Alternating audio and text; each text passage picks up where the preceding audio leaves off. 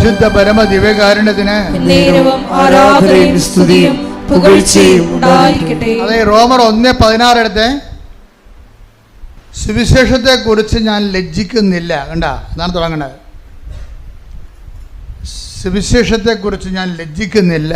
ആദ്യം അത് യഹൂദർക്ക്,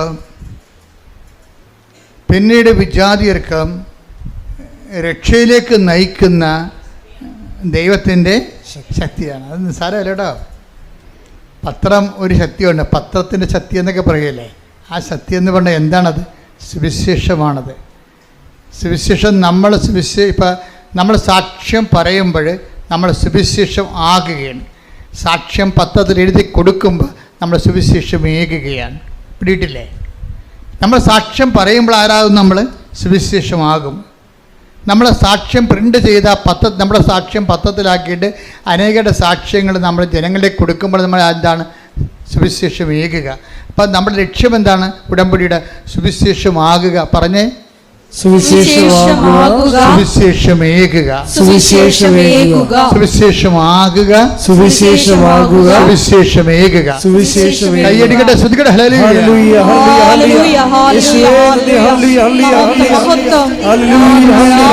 hallelujah, hallelujah.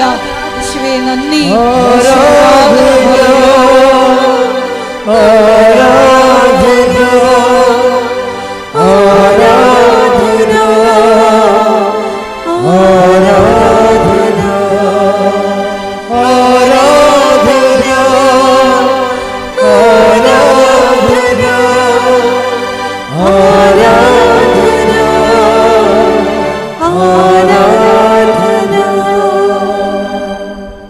സുവിശേഷത്തെ പറ്റി ഞാൻ ലജ്ജിക്കുന്നില്ല. പറഞ്ഞേ, സുവിശേഷത്തെ പറ്റി ഞാൻ ലജ്ജിക്കുന്നില്ല. എന്തെന്നാൽ വിശ്വസിക്കുന്ന ഏവർക്കും, ആദ്യം യഹൂദർക്കും പിന്നീട് ഗ്രീക്കുകാർക്കും അത് രക്ഷയിലേക്ക് നയിക്കുന്ന ദൈവശക്തിയാണ്. അപ്പോഴേ പത്രം ഒരു ശക്തിയാണെന്ന് പറയാൻ കാര്യം എന്താണ്? പത്രത്തിൽ കർത്താവിൻ്റെ വചനങ്ങൾ, ആ വചനങ്ങൾ അനുഭവിച്ചവരുടെ അനുഭവ സാക്ഷ്യങ്ങൾ കൂടിയാണ് കൊടുക്കുന്നത്. ഇത് നമ്മൾ കൊടുക്കുമ്പോൾ ലജ്ജിക്കരുത്. എന്താ കാര്യം? സുവിശേഷത്തെക്കുറിച്ച് ലജ്ജിക്കുന്നവന് ക്രിസ്തുവിനെക്കുറിച്ചാണ് ലജ്ജിക്കുന്നത്. അതവിടെ വിഷയം പോകുന്നത്. സുവിശേഷത്തെക്കുറിച്ച് ലജ്ജിക്കുന്നത്, ഇപ്പം നമ്മളെ സംബന്ധിച്ചുള്ള സുവിശേഷം കണ്ടിട്ടില്ല, മലയാളം സുവിശേഷം വായിച്ചിട്ടില്ല, വായിച്ചാൽ തന്നെ മനസ്സിലായിട്ടില്ല. ഈ മനസ്സിലാകാത്തവർക്ക് പിന്നെ എന്ത് ചെയ്യും? മനസ്സിലാകുന്ന ഭാഷയിലാണ് സുവിശേഷം പത്രത്തിലൂടെ എഴുതിയിരിക്കുന്നത്, അവരുടെ അനുഭവത്തിലൂടെ. എല്ലാവരും സുവിശേഷം പത്രം വായിച്ച് അനുഭവങ്ങൾ കണ്ടറിഞ്ഞിട്ടാണ് പിന്നെ സുവിശേഷം കേൾക്കാൻ വേണ്ടി വരണതും അത് വിശ്വസിക്കാൻ വേണ്ടി വരണതും അനുസരിച്ച് ജീവിക്കാൻ വേണ്ടി തയ്യാറാകണതും. കൈയടിച്ച് കർത്താവിനെ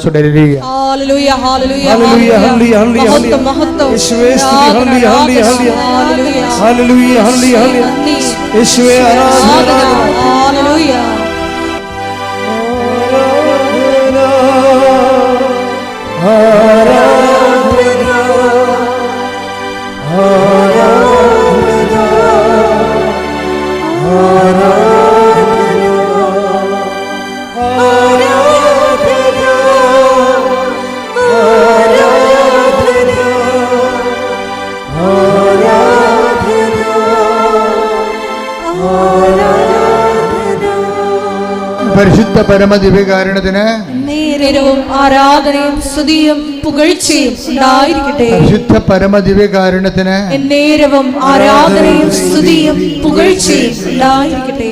അപ്പോൾ ഇതോടുകൂടി അച്ഛൻ്റെ വർക്ക് ആത്മാർത്ഥമാണ് ദൈവത്തിന് തോന്നിയപ്പോഴേ രണ്ട് കാര്യങ്ങൾ കൂടി അച്ഛന് ചെയ്ത് കൊടുത്ത്. അതായത് അച്ഛന് ഭയങ്കര ജോയിൻറ്റ് പെയിൻസ് ആയിരുന്നു. ആ ജോയിൻറ്റ് പെയിൻസ് ചെന്നപാടെ തന്നെ പോയി. അച്ഛൻ നടക്കാനോ എടുക്കാനോ പാടില്ലാത്ത വിധത്തിലുള്ള ജോയിൻറ്റ് പെയിൻസാണ്. ആ ജോയിൻറ്റ് പെയിൻസ് വെച്ചുകൊണ്ടാണ് കർത്താവ് ഈ പത്രമൊക്കെ അച്ഛൻ വിതരണം ചെയ്യണതും ആൾക്കാർക്ക് സുവിശേഷ വേല, പ്രേക്ഷിത വേല ചെയ്യണത്. അപ്പോൾ അതോട് ജോയിൻറ്റ് പെയിൻസ് മാറി. രണ്ടാമതൊരു കാര്യം കൂടി മാറിയതായിട്ട് അച്ഛൻ പറയുന്നത്, അതായത് ഷുഗറാണ്. 300ഓളം ഉണ്ടായിരുന്ന ഷുഗർ നോർമലായിട്ട് 113 നോർമൽ ആവശ്യമായിരിക്കും. അപ്പോൾ ഇതെല്ലാം ഒരു വ്യക്തികളിൽ, അതായത് നിങ്ങളൊരു അനുഭവം കിട്ടിക്കഴിയുമ്പോൾ പിന്നീട് നിങ്ങൾ പ്രവർത്തനങ്ങളിലും പ്രേക്ഷിത പ്രവർത്തനങ്ങളിലും കയറി നിൽക്കണം. അപ്പോഴാണ് നിങ്ങൾ സ്റ്റെപ്പായിട്ട് ദൈവം ഓരോ വിഷയങ്ങൾ ഇടപെട്ട് വരണത്. എന്ന് വെച്ച് കഴിഞ്ഞാൽ പ്രാവർത്തനത്തിന് ആനുപാതികമായിരിക്കും ദൈവാനുഭവം എന്ന് ഞാൻ പറയുകയല്ല. അച്ഛൻ്റെ അനുഭവങ്ങൾ നിങ്ങൾക്ക് പകർന്നു നൽകുകയാണ്. അച്ഛൻ്റെ അനുഭവം ഇതാണ്. ഇതുപോലെ അനുഭവമുള്ള അനേക ആയിരങ്ങളുണ്ട്. അവരുടെ സാക്ഷ്യങ്ങളാണ് നമ്മൾ എല്ലാ ദിവസവും കേട്ടുകൊണ്ടിരിക്കുന്നത്. അപ്പം സാക്ഷ്യം എന്ന് പറയണത് തന്നെ അതുപോലെ തന്നെ ഇപ്പം എപ്പോഴും നിങ്ങൾ ചെയ്യേണ്ടത്, ഞാനിപ്പോൾ എന്നെ കാണാൻ വരുന്നവരോട് പറയും, നിങ്ങൾ ഇന്ന് മുതൽ എന്നെ സുവിശേഷത്തിൻ്റെ സാക്ഷിയാക്കണമെന്ന് പ്രാർത്ഥിക്കണമെന്ന് പറയും. കാര്യം വെച്ചാൽ ദൈവത്തിൻ്റെ ഇൻട്രസ്റ്റ് കൂടി കവർ ചെയ്തുകൊണ്ടാണ് ഞാൻ ആ ഉപദേശം കൊടുക്കുന്നത്. അല്ല തീഷ്ണമായി പ്രാർത്ഥിക്കണമെന്നല്ല പറയണത്. എന്നെ കാണാൻ വന്നവരുടെ കാര്യങ്ങൾ കുറച്ച് മോശം കണ്ടീഷനാണെങ്കിൽ ഞാൻ പറയും, ഇന്ന് മുതൽ നിങ്ങൾ പ്രാർത്ഥിക്കേണ്ടത് സുവിശേഷത്തിൻ്റെ ആ ബോള് കർത്താവിൻ്റെ കോട്ടിലോട്ട് ഞാൻ അടിച്ചു മാറ്റുന്നതാണ്. എന്താ കാര്യം? സുവിശേഷത്തിൻ്റെ സാക്ഷിയാക്കണമെന്ന് പറയുമ്പോൾ നിങ്ങളുടെ വിഷയം ആരുടെ വിഷയമാകും? അത് ദൈവത്തിൻ്റെ വിഷയമാകും. ചില കാര്യം അച്ഛനെ കാണാൻ വരുമ്പോൾ എനിക്ക് ഭയങ്കര അവരോട് ദേഷ്യം വരും. കാര്യം എന്താ കാര്യത്തിന് അവിടെ തലയൊക്കെ വെക്കുമ്പോൾ എനിക്കറിയാൻ പറ്റും അവരത് ഉടമ്പടി അവസാനിപ്പിക്കാൻ പോവുകയാണ്, കള്ളത്തരത്തിന് ചീട്ട് വാങ്ങിച്ചിരിക്കുകയാണ്. എന്താ കാര്യം വെച്ച് കഴിഞ്ഞാൽ ഇനിയിപ്പോൾ അച്ഛനെ കാണാൻ കൂടിയല്ലേ ഉള്ളതിൻ്റെ അകത്ത്, എന്നാൽ അതും കൂടി നടക്കട്ടെ എന്ന് വെച്ചുകൊണ്ട് അവരെ പഴയ ജീവിതത്തിലേക്ക് അവർ തിരിച്ചു പോകാൻ പോകണം. ഇതിനുള്ളിൽ നമുക്ക് ഉള്ള പിന്നെ ഒരു ചാൻസ് ഉള്ളത് അച്ഛനെ കാണുകയാണ്. അപ്പോൾ അച്ഛനെ കാണുന്നത് അനുഗ്രഹം ഏതെങ്കിലും വിധത്തിൽ കിട്ടിക്കോട്ടോ എന്നുള്ള അവസാന നടപടി ഭാഗമാണ്. അത് അവർ ദൈവത്തിന് വേണ്ടി ജീവിക്കുന്നതിന് അവർക്ക് താല്പര്യമില്ല. അപ്പം ഞാനിവിടെ എന്നെ കാണാൻ വരുമ്പോൾ തന്നെ ചോദിക്കും, ഉടമ്പടിയായി ഇതാരാണ് എടുത്തത്? നിങ്ങൾ ചെയ്യുന്ന പ്രേക്ഷിത വേല എന്താണ്? നിങ്ങൾ ചെയ്യുന്ന ആതുര സേവനം എന്താണ്? എത്ര രോഗികളെ കാണാൻ പോയി? ഇവർ പാടിക്കും. അപ്പോൾ ഞാൻ വണ്ടി വിട്ടേക്കാൻ പറയും. അപ്പോൾ എനിക്ക് മനസ്സിലാവും ദൈവത്തിന് പ്രയോജനമില്ലാത്ത ഒരു ചാണാപ്പുഴുക്കാണ് ഈ സാധനം. അപ്പോൾ ഇതിനെ കൊണ്ടിന് മുന്നോട്ട് പോയിട്ട് കാര്യമില്ല. Why should I waste my time? രോഗിയാണെങ്കിൽ മാത്രം പ്രാർത്ഥിക്കും. കാര്യം രോഗിയോട് കരുണ കാണിക്കാൻ കർത്താവ് പറഞ്ഞിട്ടില്ലേ?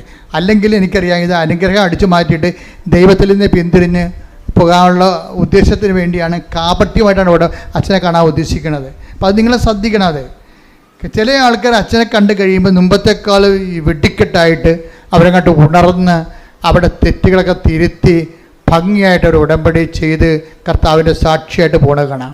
അതുപോലെ തന്നെ ഇന്നലെ കഴിഞ്ഞ ദിവസങ്ങളിലൊക്കെ ഞാൻ നിങ്ങളെക്കുറിച്ച് ഈ ഞായറാഴ്ച കൂട്ടായ്മ ധ്യാനം റെക്കോർഡ് ചെയ്യുന്ന ഇത് ആരാധനയിൽ വെച്ച് നിങ്ങളെക്കുറിച്ച് ഓർക്കുമ്പോഴൊക്കെ എൻ്റെ മനസ്സിൽ കർത്താവ് തരണ ഒരു വചനം എന്താണെന്നറിയാമോ? ഒരു മനുഷ്യൻ പണ്ട് രഥത്തിൻ്റെ പുറകെ ഓടി നടന്ന്, സുവിശേഷത്തിൽ ഏറ്റവും മനോഹരമായ ഒരു രംഗമാണത്. അത് എത്യോപ്യക്കാർ ഫൈനാൻസ് രാജാവ്, അവിടുത്തെ ഫൈനാൻസ് മന്ത്രിയാണ്, എത്യോപ്യക്കാരൻ, ഷണ്ടനാണ് അയാൾ. അദ്ദേഹം ഷണ്ടൻ എന്ന് പറഞ്ഞാൽ എന്താണെന്ന് വെച്ചാൽ ടെസ്റ്റിക്കിൾസൊക്കെ മുറിച്ച് കളയും. കർത്താവിൻ്റെ കാലത്ത് എത്യോപ്യയിലൊക്കെ എല്ലാ രാജ്യങ്ങളിലും ധനമന്ത്രിമാരുണ്ടാകുമല്ലോ. അപ്പോൾ ധനമന്ത്രിമാരുണ്ടാകുമ്പോൾ രാജാക്കന്മാരെന്താ ചെയ്യണമെന്ന് അറിയാമോ? അവരുടെ വൃഷ്ണം കണ്ടിച്ച് കളയും. എന്താ കാര്യം? ഇവർക്ക് മക്കളുണ്ടായി കഴിഞ്ഞാൽ ഇവർ ഖജനാവിൽ നിന്ന് കൈയിട്ട് വരും. അതാണ് എത്യോപ്യക്കാരൻ ഷണ്ടൻ എന്ന് പറയണത്. ഫൈനാൻസ് മിനിസ്റ്ററാണ് അവിടുത്തെ. പക്ഷേ ബൈബിൾ പറയുന്നുണ്ട് അയാൾ ഷണ്ടനാണ്. കാരണം ഫൈനാൻസ് മിനിസ്റ്റർ ആയതുകൊണ്ട് സ്വാഭാവികമായിട്ട് കോടിക്കണക്കിന് രൂപ വരുമ്പോൾ അയാളുടെ കുടുംബത്തിലേക്ക് കൊടുക്കാതിരിക്കാൻ വേണ്ടി, അയാളുടെ കുടുംബം ഉണ്ടാകാതിരിക്കാൻ വേണ്ടി അയാളുടെ വൃഷണങ്ങൾ മുറിച്ച് കളയും. അതങ്ങനെ ഷണ്ടൻ. അതാണ് ഈശോ പറയണത്, മനുഷ്യരാൽ ഷണ്ടന്മാരാക്കപ്പെടുന്നവരുണ്ട് അല്ലേ? ഈശോ പറയത്തില്ലേ, സ്വരാജ്യത്തെ പോലെ തങ്ങളെ തന്നെ ഷണ്ടന്മാരാക്കുന്നവരുണ്ട്. അപ്പോൾ ഈ മനുഷ്യരാൽ ഷണ്ടന്മാരാക്കുന്നവരാണ് ഈ ടൈപ്പ്. ഈ മനുഷ്യൻ ജെറുസലേമിൽ നിന്ന് ദൈവാരാധനയ്ക്ക് പോയിട്ട് തിരിച്ചു വരികയാണ്. ആ രംഗത്തെ നടപടി പുസ്തകം 8:29 എടുത്ത് ശ്രുതികട ഹല്ലേലൂയ.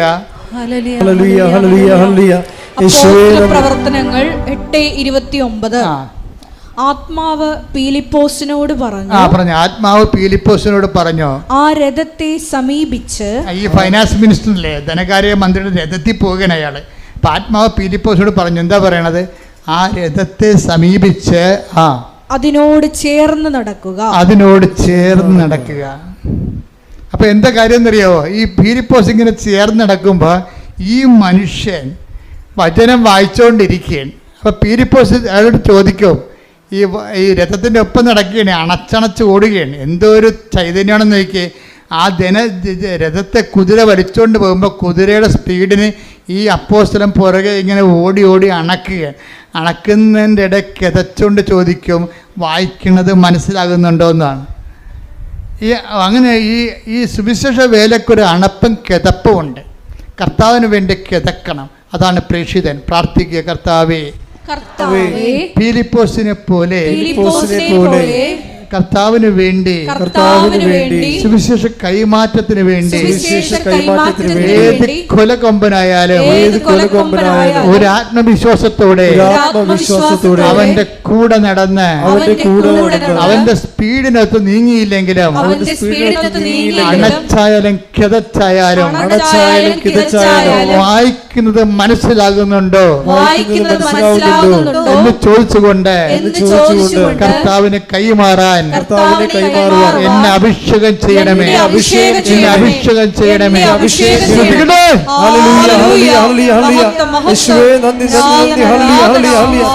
ഹല്ലേലൂയ.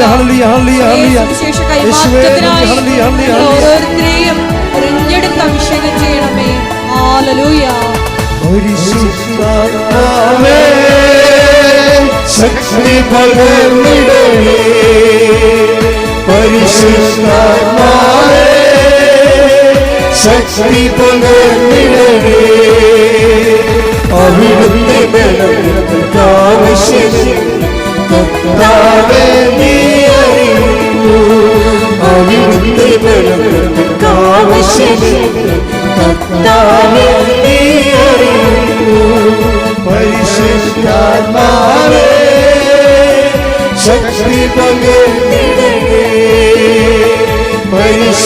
പരിശുദ്ധാത്മാവേ ശക്തി പകർന്നിടണേ കൃപകളും വരങ്ങളും ജ്വലിച്ചിടുവാൻ ഞങ്ങൾ വചനത്തിൽ മേലും വളർന്നിടുവാൻ കൃപകളും വരങ്ങളും ജ്വലിച്ചിടുവാൻ ഞങ്ങൾ വചനത്തിൽ മേലും വളർന്നിടുവാൻ വിൺമഴയെ വീണ്ടും മയക്കിടവേ ജനമുണർന്നിടുവാൻ വിൺമഴയെ വീണ്ടും മയക്കിടവേ ജനമുണർന്നിടുവാൻ പരിശുദ്ധാത്മാവേ ശക്തി പകർന്നിടണേ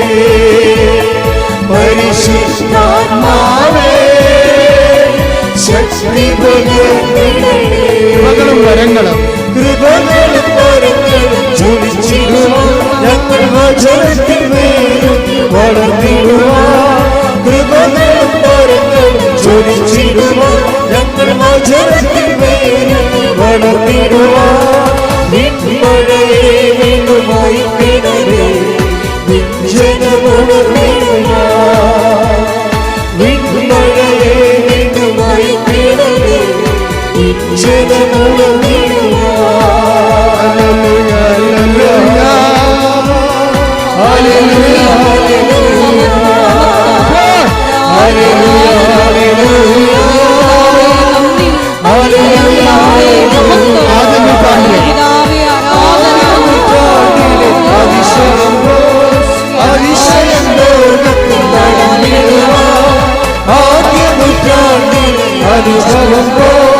അതിശയം ലോകത്തിൽ നടന്നിടുവാൻ ആദിയിലെന്ന പോലാത്മാവേ അധിക ബലം തരണേ ആദിയിലെന്ന പോലാത്മാവേ അധിക ബലം തരണേ ആദിയിലെന്ന പോലാത്മാവേ അധിക ബലം തരണേ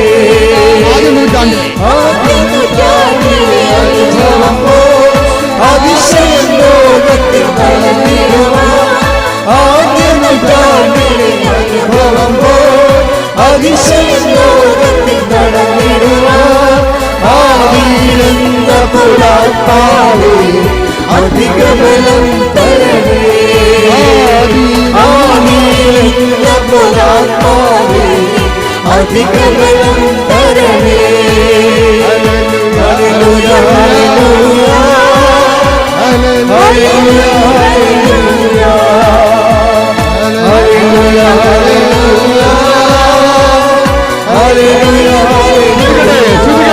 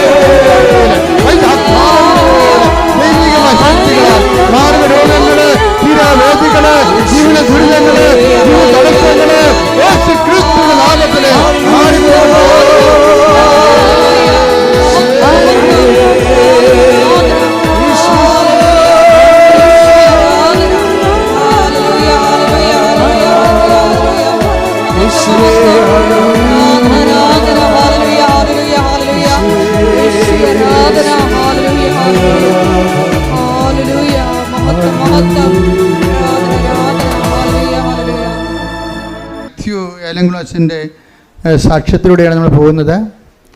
അച്ഛൻ്റെ സാക്ഷ്യത്തിൻ്റെ ഒരു ഭാഗം എന്ന് പറയുന്നത് അച്ഛൻ്റെ ഇൻറ്റൻഷൻസാണ്. ഇൻറ്റൻഷൻസ് അച്ഛൻ പറഞ്ഞത് അതാണ് ഈ അച്ഛന്മാരുടെ ഒരു ഗുണം. ഈ അറിയാവുന്നതിനെ സംബന്ധിച്ചിടത്തോളം അവരെ പ്ലേസ് ചെയ്യുമ്പോൾ കറക്റ്റ് ഷാർപ്പ് പ്ലേസിങ് ആയിരിക്കും. അച്ഛൻ്റെ ഒന്നാമത്തെ ഇൻറ്റൻഷൻ എന്താണെന്ന് അറിയാമോ? അച്ഛൻ്റെ ഒന്നാമത്തെ ഇൻറ്റൻഷൻ നമ്മൾ നിയോഗങ്ങൾ എഴുതത്തില്ലേ, അച്ഛൻ എഴുതിയിരിക്കുന്ന ഒന്നാമത്തെ എന്തുകൊണ്ടാണ് ഇത്രയും വലിയ മാറ്റങ്ങൾ അച്ഛനിലൂടെ സംഭവിച്ചത് എന്താണ്? ഒന്നാമത്തെ ഇൻറ്റൻഷൻ എന്താണെന്നറിയാമോ? എന്നെ പരിശുദ്ധാത്മാവനാൽ നിറക്കണമേ എന്നാണ്. Praise the Lord. Hallelujah. Hallelujah. അച്ഛൻ ഇതെല്ലാം കേട്ട് മനസ്സിലാക്കിയപ്പോൾ അതിൻ്റെ കുറിഞ്ഞ് എന്താണെന്ന് വെച്ചാൽ മനസ്സിലായി. അപ്പം അച്ഛനെ ഒന്നാമത്തെ നിയോഗമായിട്ട് എഴുതിയിട്ടിരിക്കണത് എന്താണ്? എന്നെ പരിശുദ്ധാത്മാവ് നിറക്കണമേ. അതെന്താണ്? ദൈവനിയോഗമാണ്, ദൈവത്തിൻ്റെ നിയോഗമാണ്. ഉടമ്പടിയിൽ ഇന്ന് ഞാൻ രാവിലെ ഒരു അച്ഛനോട് സംസാരിച്ചെന്ന് പറഞ്ഞല്ലേ, ഏലാംകുളം അച്ഛൻ്റെ സാക്ഷ്യത്തിൻ്റെ ബേസ്മെൻറ്റിലാണ് ഞാൻ ഈ രാവിലെ സംസാരിച്ച അച്ഛനോട് സംസാരിച്ചു. അച്ഛനോട് പറഞ്ഞ അച്ഛാ, ഉടമ്പടിയിലെ നിയോഗങ്ങൾ തന്നെ രണ്ട് വിധമുണ്ട്. മനുഷ്യ നിയോഗങ്ങളുണ്ട്, ദൈവനിയോഗങ്ങളുണ്ട്. നമ്മളെല്ലാം മനുഷ്യ നിയോഗങ്ങൾ എഴുതിയിരുന്നതുകൊണ്ടാണ് ഈ ഉടമ്പടി പലപ്പോഴും താമസിക്കുന്നത്. അപ്പോൾ ദൈവത്തിന് കൂടി ആ ടേക്കപ്പ് ചെയ്യാനുള്ള കണ്ടൻറ്റ് വൈസ് അതിൻ്റെ അകത്ത് കറക്റ്റാണെങ്കിൽ ഇത് പെട്ടെന്ന് ദൈവത്തിന് നിങ്ങൾ ഉടമ്പടി ഇടുമ്പോൾ അപ്പോൾ തന്നെ ദൈവത്തിന് ഇതുകൊണ്ട് എന്ത് പ്രയോജനം നിങ്ങൾ തന്നെ ചോദിക്കണം നിങ്ങളോട്. മനസ്സിലായില്ലേ? നിങ്ങൾ ILTC പഠനം പുരാടംബിക്കണം, കല്യാണം കഴിക്കണം എന്നൊക്കെ പറയുമ്പോഴേ അപ്പോൾ ദൈവത്തിന് ചോദ്യം ചോദിക്കാനുള്ള പൊസിഷൻ ഉണ്ടല്ലോ, ഇതുകൊണ്ട് എന്താണ് സ്വർഗത്തിന് പ്രയോജനമെന്ന്. അപ്പോൾ സീറോ ബെനിഫിറ്റ്സ് ആണെങ്കിൽ പിന്നെ why should God take up your matter? അതാ പ്രശ്നം. അതിനെ ചെക്ക് വെച്ചുകൊണ്ടാണ് അച്ഛൻ എഴുതിയിരിക്കുന്നത്. രണ്ടാമത് അച്ഛൻ നിയോഗം എന്താണെന്നറിയാമോ? വിശ്വാസത്തോടെയും. അപ്പം അച്ഛനല്ലേ എന്നിട്ട് എഴുതിയിരിക്കുന്നത് എന്താണ്? നല്ല വിശ്വാസത്തോടെയും വിശ്വസ്തയോടെയും ജീവിക്കാൻ അനുഗ്രഹിക്കണമെന്ന്. Praise the Lord. അതാണ് അതായത് വിശ്വസ്തത എന്ന് പറയണത്. ഇപ്പം നിങ്ങൾ വിവാഹ ജീവിതം നയിക്കുന്ന ആൾക്കാരാണ്.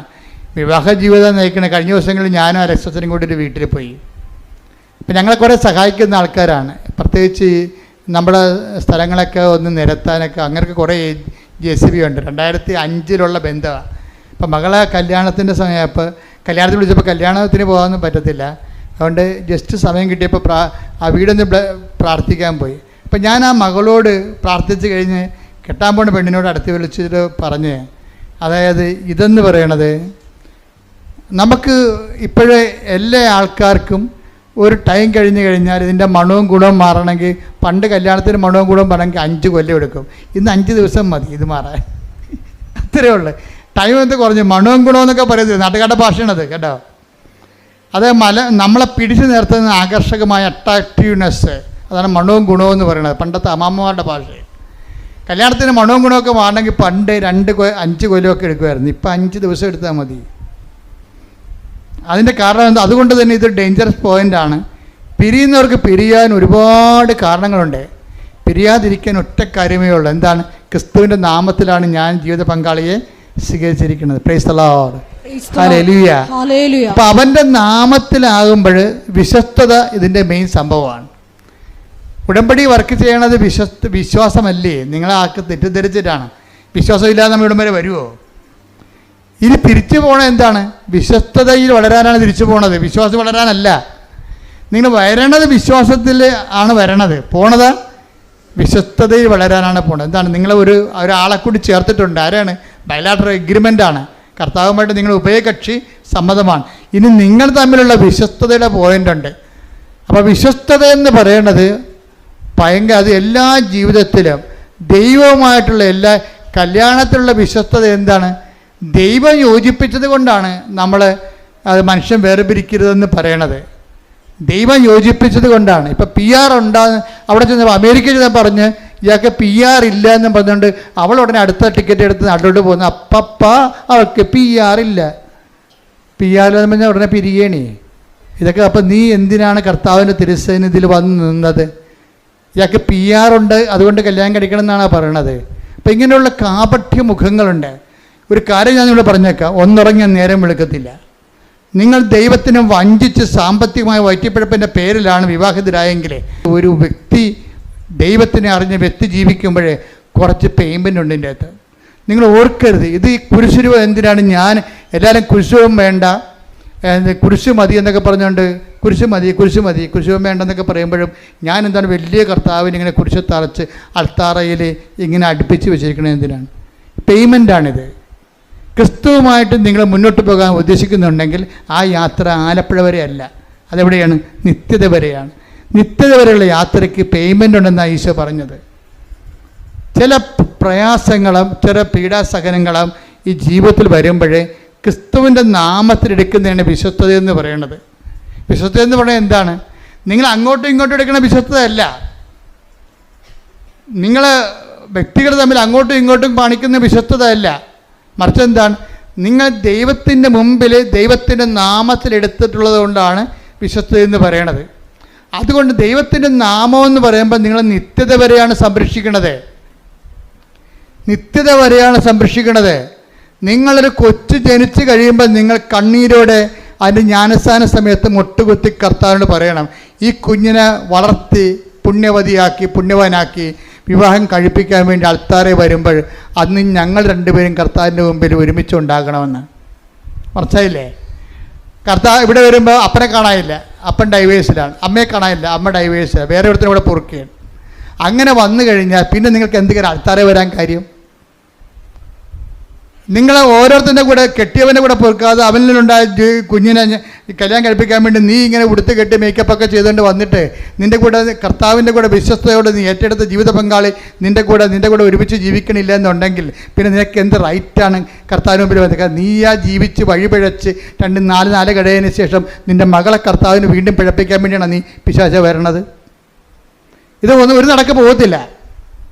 നിങ്ങളോട് പലരും പല രീതിയിൽ പറയും, അതൊക്കെ കുഴപ്പമൊന്നുമില്ല, ഈ കാലത്തിൻ്റെ ഒപ്പം അനുസരിച്ച് പോകും, മനുഷ്യന് ജീവിതമാണ് വലുത്, ഒരു ജീവിതമേ ഉള്ളെന്നൊക്കെ പറയും. ഓർക്കുക, ഇതൊക്കെ ഇങ്ങനെയുള്ള പഴം വർത്തമാനങ്ങൾ, ഒരു ജീവിതമേ ഉള്ളെന്നും പറഞ്ഞുകൊണ്ട് എന്തുമാത്രം പേരുടെ നിത്യജീവിതം പിശാച് അവതാളത്തിലാക്കിയിട്ടുണ്ടെന്ന് അറിയാവോ? ഒരു ജീവിതമേ ഉള്ളൂ എന്നും പറഞ്ഞുകൊണ്ട് പിശാച് ഈ എത്രയോ മനുഷ്യരുടെ നിത്യജീവിതം അവതാളത്തിലാക്കിയിട്ടുണ്ടെന്നുള്ളത് വിവേചിച്ച് മനസ്സിലാക്കണമെങ്കിൽ കുറഞ്ഞ പക്ഷം ഒരു മിനിമം ഹോളി സ്പിരിറ്റ് വേണം. അതുകൊണ്ടാണ് അച്ഛൻ എഴുതിയിരിക്കുന്നത്, എനിക്ക് പരിശുദ്ധാത്മ നൽകണമേ, നിറക്കണമേ, നിലനിർത്തണമേ എന്ന് പ്രാർത്ഥിക്കുന്നത്. കാര്യം ഒരു ജീവിതമേ ഉള്ളൂ എന്ന് നമ്മൾ പറയുന്നത് ആരാണ്? കർത്താവ് പണ്ട് ഒരു അന്ധനെ സുഖപ്പെടുത്തിയില്ലേ? അത് വായിച്ചോളൂ, മർക്കോസിന്റെ സുവിശേഷത്തിൽ 8:22. ശ്രുതികട്ടെ ഹല്ലേലൂയ ഹല്ലേലൂയ ഹല്ലേലൂയ യേശുവേ നന്ദി hallelujah hallelujah hallelujah hallelujah hallelujah യേശുവേ സ്തുതി ഹല്ലേലൂയ. മർക്കോസ് 8:22, 23, 24, 25, 26 വായിച്ച് ശ്രുതികട്ടെ ഹല്ലേലൂയ ഹല്ലേലൂയ ഹല്ലേലൂയ. പിന്നീട് അവൻ ബെത്സയിദയിലെത്തി.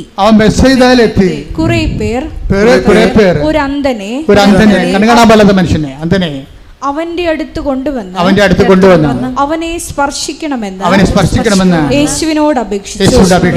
അവൻ അന്ധനെ കൈക്ക് പിടിച്ച് ഗ്രാമത്തിന് വെളിയിലേക്ക് കൊണ്ടുപോയി അവന്റെ കണ്ണുകളിൽ തുപ്പിയ ശേഷം അവന്റെ മേൽ കൈകൾ വെച്ചുകൊണ്ട് ചോദിച്ചു, നീ എന്തെങ്കിലും കാണുന്നുണ്ടോ? നോക്കിയിട്ട് അവൻ പറഞ്ഞു, ഞാൻ മനുഷ്യരെ കാണുന്നുണ്ട്. അവർ മരങ്ങളെ പോലെ നടക്കുന്നതായും കാണുന്നു. യേശു വീണ്ടും അവന്റെ കണ്ണുകളിൽ കൈകൾ വെച്ചു. അവൻ സൂക്ഷിച്ചു നോക്കി. കാഴ്ച തിരിച്ചു കിട്ടുകയും ചെയ്തു. അവൻ എല്ലാ വസ്തുക്കളും വ്യക്തമായി കണ്ടു. ഗ്രാമത്തിൽ പ്രവേശിക്കുക പോലും ചെയ്യരുതെന്ന് എന്ന് പറഞ്ഞ് യേശു അവനെ വീട്ടിലേക്ക് അയച്ചു. കണ്ട എന്താ വിഷയം? ഇവിടെ അവസാനം പറഞ്ഞിരിക്കുന്നത് എന്താ? ഗ്രാമത്തിൽ ഇലവരാദികളുണ്ടല്ലേ അവിടെ. ദൈവത്തിൻ്റെ കൃപയിൽ വന്ന് നീ കർത്താവിൻ്റെ ഒരു അനുഗ്രഹം പ്രാപിച്ചു കഴിഞ്ഞാൽ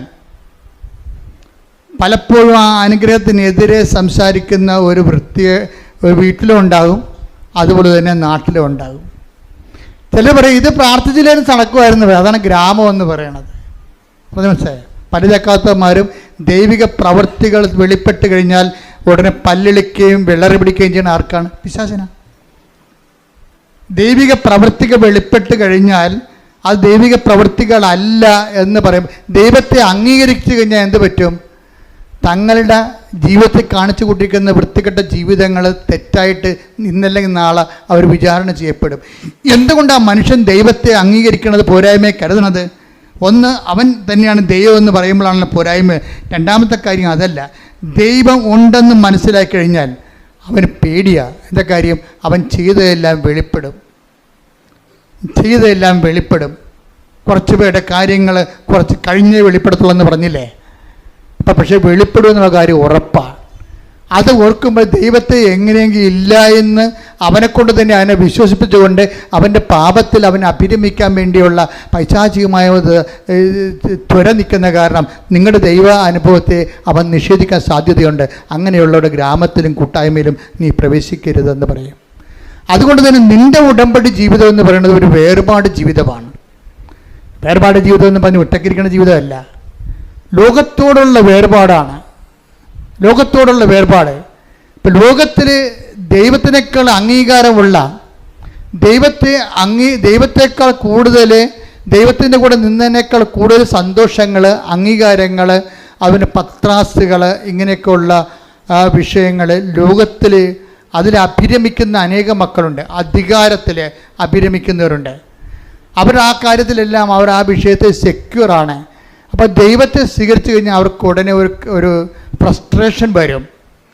അതുകൊണ്ട് തന്നെ ദൈവത്തെ ഇവർ തള്ളി മാറ്റുകയും ദൈവികമായ കാര്യങ്ങൾ കേൾക്കുമ്പോൾ തലതിരിക്കുകയും റേഡിയോ മൊബൈൽ ഓഫ് ചെയ്യുകയും അങ്ങനെ നിങ്ങളെ നിഷേധിക്കുകയും, അങ്ങനെ പല ഗ്രാമങ്ങളിൽ അങ്ങനെ പല അതാണ് 26 8:26 മർക്കോസ് 8:26 ഗ്രാമത്തിൽ പ്രവേശിക്കുക പോലും ചെയ്യരുത് എന്ന് പറഞ്ഞ് ഗ്രാമത്തിൽ പ്രവേശിക്കുക പോലും ചെയ്യരുത് എന്ന് പറഞ്ഞ് യേശു അവനെ വീട്ടിലേക്ക് അയച്ചു. എന്ന് വെച്ച് കഴിഞ്ഞാൽ നിങ്ങൾ ഉടമ്പടി എടുത്തതിന് ശേഷം ഒരു വേർപാട് ജീവിതമുണ്ട് ഇതിൻ്റെ അകത്ത്. അതുകൊണ്ടാണ് ഉടമ്പടിയിൽ നമ്മൾ ആൾക്കാർ വീണ് പോണത്. ഈ വേർപാട് ജീവിതം ആൾക്കാർക്ക് പല ആൾക്കാർക്കും അറിയത്തില്ല അതിനെക്കുറിച്ച്. അതറിയണമെന്നുണ്ടെങ്കിൽ ബൈബിളിൻ്റെ മുഴുവൻ വചനങ്ങളിലെല്ലാം ഈ വേർപാട് ജീവിതത്തെക്കുറിച്ച് പറയുന്നുണ്ട്. അതായത് ദൈവത്തെ നിരക്കാത്ത ജീവിത രീതികളും മനോഭാവങ്ങളും നിലപാടുകളും നയങ്ങളും ഒക്കെ സൂക്ഷിക്കുന്ന ആൾക്കാരിൽ നിന്ന് ഒരു കീപ്പ് എ റെസ്പെക്റ്റബിൾ ഡിസ്റ്റൻസ്. അത് ആദിമസഭയുടെ നിലപാടാണത്. മർക്കോസ് യാക്കോബിൻ്റെ 4:4 എടുത്ത് ശ്രുതിക്കട്ടെ. ഹല്ലേലൂയ.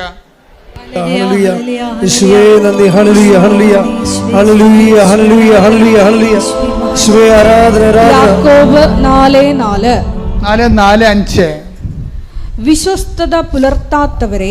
കേട്ടോ, യാക്കോബ് 4:4 എന്താ പറയണത്? ഏറ്റു പറഞ്ഞേ. വിശ്വസ്തത പുലർത്താത്തവരെ. ലോകത്തോടുള്ള മൈത്രി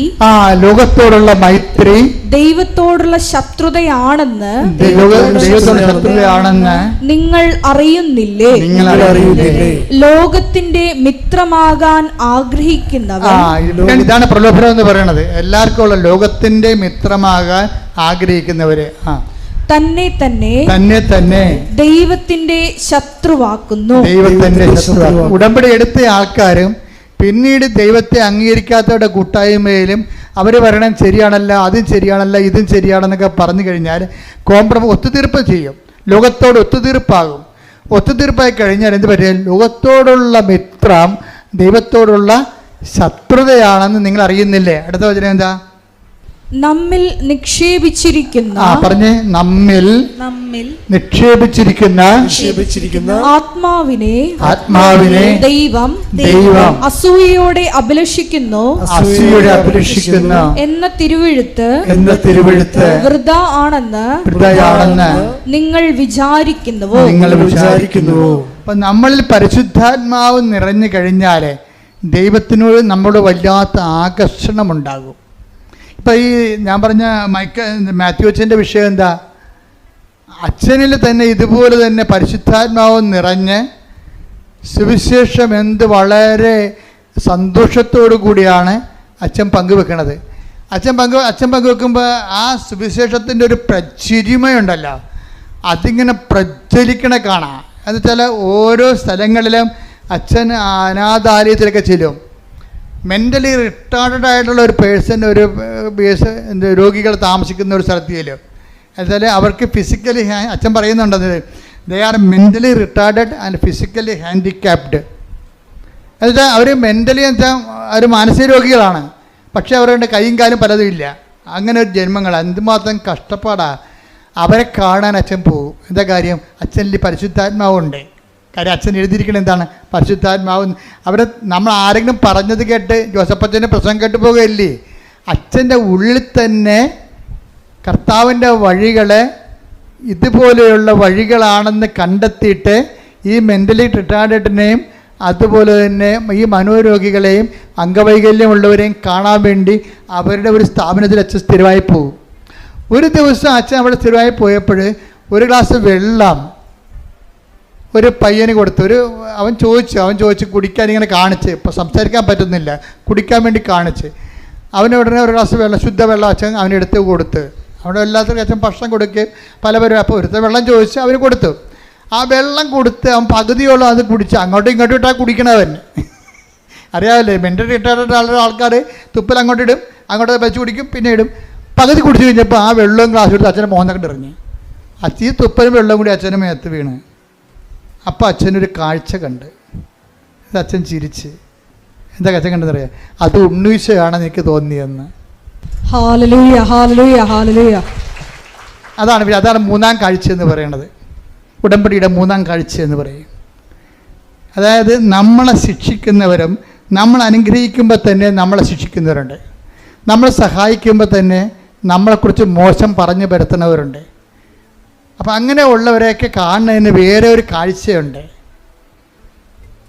അതെന്താ വെച്ച് കഴിഞ്ഞാൽ നമ്മൾക്ക് വിഷമം. ഇപ്പം തന്നെ ഈ കർത്താവ് ഇവനോട് ചോദിക്കണം, 23 എടുത്തേ, 8:23 എടുത്തേ, അതിൻ്റെ മർക്കോസിൻ്റെ സുവിശേഷത്തിൽ ഈ അന്ധന് കാഴ്ച നൽകുന്നതിൻ്റെ പ്രോസസ്സ് നോക്കിയാൽ മനസ്സിലാവത്. ശ്രദ്ധിക്കട്ടെ. Hallelujah, hallelujah, hallelujah. അവൻ അന്ധനെ കൈക്ക് പിടിച്ച് ഗ്രാമത്തിന് വെളിയിലേക്ക് കൊണ്ടുപോയി അവന്റെ കണ്ണുകളിൽ തുപ്പിയ ശേഷം അവന്റെ മേൽ കൈകൾ വെച്ചുകൊണ്ട് ചോദിച്ചു, നീ എന്തെങ്കിലും കാണുന്നുണ്ടോ?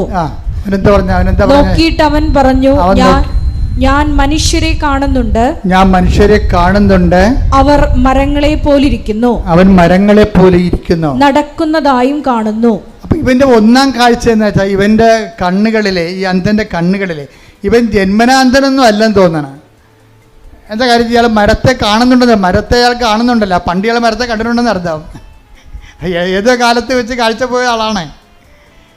മരത്തെയൊക്കെ വെച്ചൊക്കെ പുള്ളിക്ക് അറിയാം ശരിക്കും. അപ്പോൾ അയാൾ ആദ്യത്തെ കാഴ്ച കർത്താവ് തുപ്പൽ തൊട്ട് ഇവൻ്റെ കണ്ണിൽ വെച്ച്, അത് ഒരു പാരമ്പര്യ ചികിത്സയാണ്. പാരമ്പര്യ ചികിത്സ എന്ന് വെച്ചാൽ അന്നത്തെ ആൾക്കാരൊക്കെ ചെയ്തുകൊണ്ടിരുന്ന, ഈ മിഡിൽ ഈസ്റ്റിലൊക്കെ ചെയ്തുകൊണ്ടിരുന്ന ഒരു സാധാരണ നാട്ടുമരുന്നല്ല, വീട്ടുമരുന്നതൊക്കെ പറഞ്ഞ പോലെ ഒരു പാരമ്പര്യ പരിപാടിയാണ് അത്. കർത്താവ് ഇവന് വേണ്ടി എന്തോ ചെയ്യുന്നു. അതാണ് ടൈലറിൻ്റെയൊക്കെ ഭയങ്കര വ്യാഖ്യാനങ്ങളുണ്ട് ഇതിനെക്കുറിച്ച്.